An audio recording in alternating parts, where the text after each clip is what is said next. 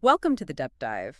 Pope Francis has passed away, and that means all eyes in the Catholic world are turning now to the upcoming papal conclave. That's right. It's a huge moment. Yeah, so we've dug into a collection of reports, mostly from around April 21st, 22nd, 2025, just to try and give you, our listeners, a really solid understanding of this whole process and, who the key players might be.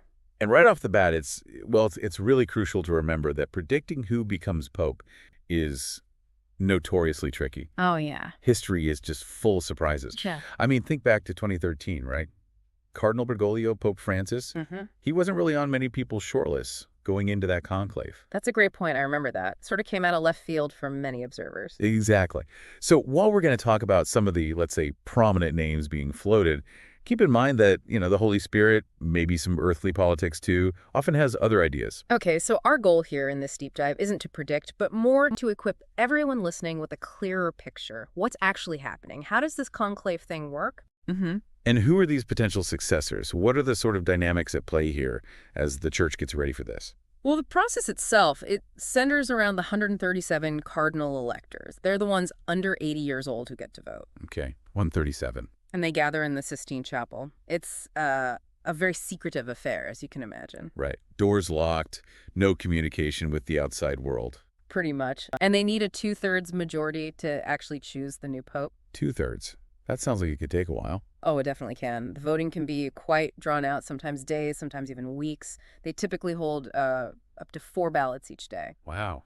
4 rounds a day until someone hits that two-thirds mark? Exactly. It's a system really steeped in tradition and, yeah, sometimes a bit mysterious from the outside. Okay, so let's delve into some of those names then. People being talked about as potential successors.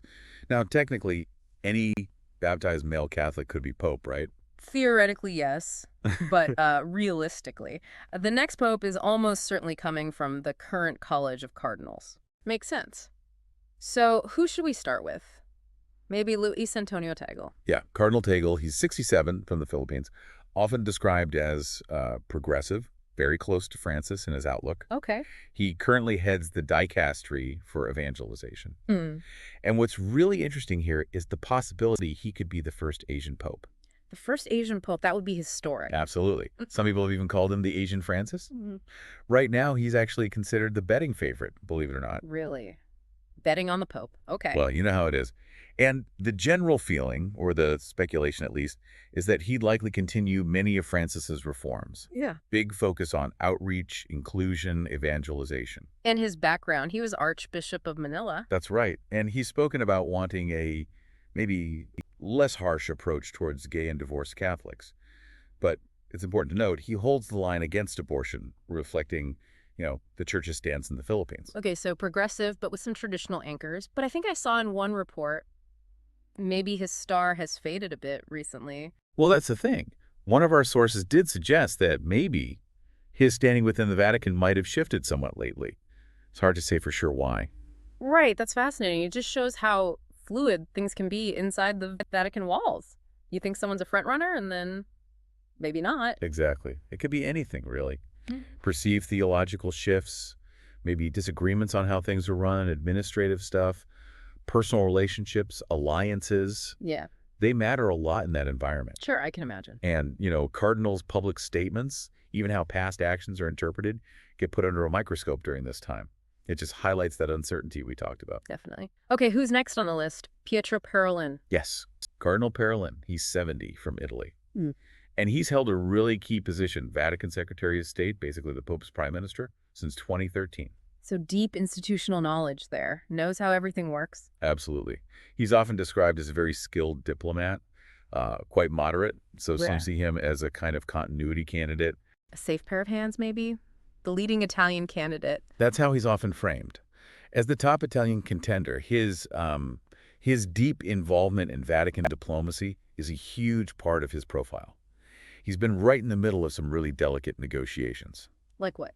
Well, the ongoing challenges with China, for instance. Various complex situations in the Middle East, secular diplomats, interestingly, often seem to view him as, reliable, pragmatic. And does the Italian factor still matter? That historical preference for an Italian pope? It's probably less decisive than it once was, but I wouldn't discount it entirely. For some cardinals, particularly the Italians themselves, having one of their own might still hold some appeal. And his long tenure as Secretary of State, that understanding of the Curia, the Vatican bureaucracy, Hmm. some will definitely see that as a major plus. Okay. But he was also central to that controversial 2018 agreement with China on appointing bishops, wasn't he? He absolutely was. And yes, that generated a lot of internal debate. Huge criticism from some quarters. What were the main criticisms? Basically, that it was a sellout to the communist government, that it betrayed the underground church in China that had remained loyal to Rome. Really strong feelings there. But his supporters would say, His supporters would argue it was a courageous, pragmatic step. Maybe the only way to try and normalize the situation, allow the church to operate more openly, maintain some kind of presence, an idealistic move for peace, perhaps, in a very tough situation. so his record can be viewed very differently depending on your perspective. Precisely. It really shows how the cardinals might weigh his past actions when considering him for the top job. Okay, let's move to another Italian, but maybe a different profile. Pier Battista Pizzaballa. Yes, Cardinal Pizzaballa. He's younger, only 60. Also Italian, but his experience is very different. He's the Latin Patriarch of Jerusalem. Patriarch of Jerusalem. So deep experience in the Middle East. Exactly. A real expert on the region, lots of international experience from that role. And his age? 60. Is that a pro or a con? Well, it depends who you ask. For some, his relative youth is a big advantage. It suggests, a potentially long pontificate, someone who could guide the church for decades. Right, stability. But others might prefer someone with more years spent working within the Roman Curia, more administrative experience in Rome itself. His role in Jerusalem must be incredibly challenging. Immense challenges. He's really on the front lines, advocating for the Christian communities in the Holy Land. And he made headlines with that incredible offer, offering himself as a hostage for children held in Gaza after the Hamas attack in October 2023. Yes, that was a really powerful, remarkable gesture. It got a lot of attention worldwide. I remember that. And he visited Gaza, too, later on. He did. In May 2024, he made a point of going there. Those kinds of actions, very visible, very courageous. How do you think that plays with the cardinal electors? Does that resonate? I think it has to. It demonstrates, a deep pastoral concern, a real willingness to put himself on the line for others. Those are definitely qualities many would value in a pope. And his general theological stance, where does he fit? It's expected he'd broadly continue in Francis's direction, but he's been maybe more reserved publicly on some of the really hot-button theological debates. Interesting. Perhaps focused more on his immediate responsibilities in Jerusalem. That could be it. Or maybe just a desire to maintain unity, avoid further division. Hard to know for sure. Okay. Let's switch continents. Peter Turkson from Ghana. Cardinal Turkson, yes, he's 76, from Ghana. He's been a really prominent voice for social justice, climate action, poverty reduction. He used to head that department, right? Integral human development. That's the one. And he represents another potentially historic choice. The first African pope in, centuries. That would also be huge. Definitely.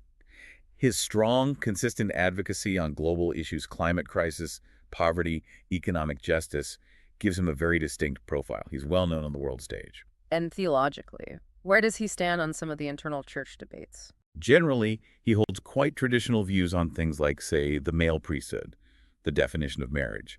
But interestingly, his views on homosexuality have reportedly softened somewhat over time. Oh. How so? Well, he's been critical of some of the very harsh anti-LGBTQ plus laws that exist in parts of Africa, which is significant. He's also spoken out quite strongly against corruption and in defense of human rights more broadly. So a mix there, socially progressive on global issues, but perhaps more traditional on some internal church matters, though with some evolution. That seems like a fair summary, yeah. It gives him potentially broad appeal. Okay. Now, for someone maybe representing a more conservative wing, Peter Erdo from Hungary. Cardinal Erdo, yes. 72 years old, from Hungary, a renowned expert in canon law. He's widely seen as a leading conservative candidate. And he led the European Bishops' Conferences for a time. He did. He represents a potentially significant shift, really, from Pope Francis's direction, a strong defender of traditional Catholic teachings, doctrine. So his election would signal a move away from Francis's emphasis. It would likely be interpreted that way by many, yes. A move towards perhaps more doctrinal clarity, more emphasis on traditional structures. He's regarded as intellectually very strong, very cultured. I remember reading he was favored by the late Cardinal George Pell. That's right. Pell reportedly hoped Herder would, sort of, restore a strong emphasis on the rule of law, canon law, within the Vatican. It speaks to that desire in some circles for a more, let's say, structured, traditional approach to governing the church. And there was that instance in 2015 regarding migrants where he seemed to align with the Hungarian Prime Minister, Viktor Orban. Yes, his comments at the time regarding the intake of migrants seemed to contrast quite sharply with Pope Francis's calls for welcoming refugees. Yeah. It suggests potentially quite different approaches to how the church engages with major global challenges like migration. So a very different potential direction compared to someone like Tegel or even Pizzaballa. A very different theological and perhaps political emphasis, yes. Okay, are there any other names that bubble up, even if maybe they're considered more like long shots? Yeah, there are a few others often mentioned. There's Angelo Scola, an 82-year-old Italian traditionalist. He was actually a papabile, a serious contender back in 2013. Oh, right. I remember his name from then. Yeah, but his age, 82, is likely a major barrier this time around. Understandable. Any others? Vincent Nichols from the UK, he's 79, heads the church in England and Wales, generally seen as a moderate. A British pope. Has that ever happened? Not since 1154. So, yeah, definitely considered a long shot, but it would be truly historic if it did happen. Wow. Okay. Any others the reports mentioned, just to get a broader feel? Yeah, the reports we looked at mention a few more just to paint a fuller picture, even if they aren't seen as top-tier contenders right now. Matteo Zuppi, he's 69, Italian, seen as progressive. He's actually been Pope Francis's peace envoy for Ukraine. Oh, interesting role. Yeah. Then there's Jose Tolentino Calasa de Mendonça, younger, 59, from Portugal. He's drawn some attention because he's reportedly somewhat sympathetic to more tolerant views on same-sex relationships. And interestingly, his sister is apparently a known pro-choice feminist. That's quite a mix. Indeed. Also, Mario Grich, 68, from Malta.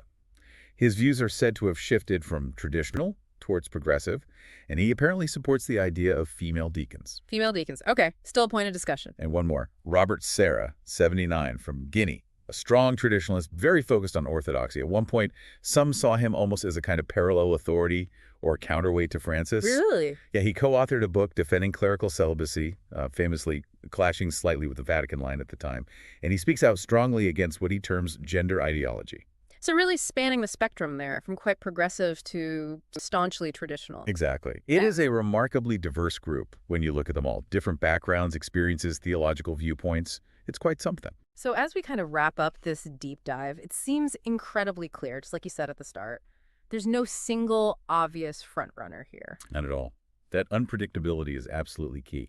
It's the defining feature of almost every conclave. The next pope could really represent a continuation of Francis's path, couldn't they? More progressive, more focused on the margins. Absolutely. Or we could see a distinct shift, a move towards more traditional leadership, more emphasis on doctrine, perhaps a more conservative approach overall. The dynamics inside that room among the cardinals are just so complex and largely hidden. Yeah.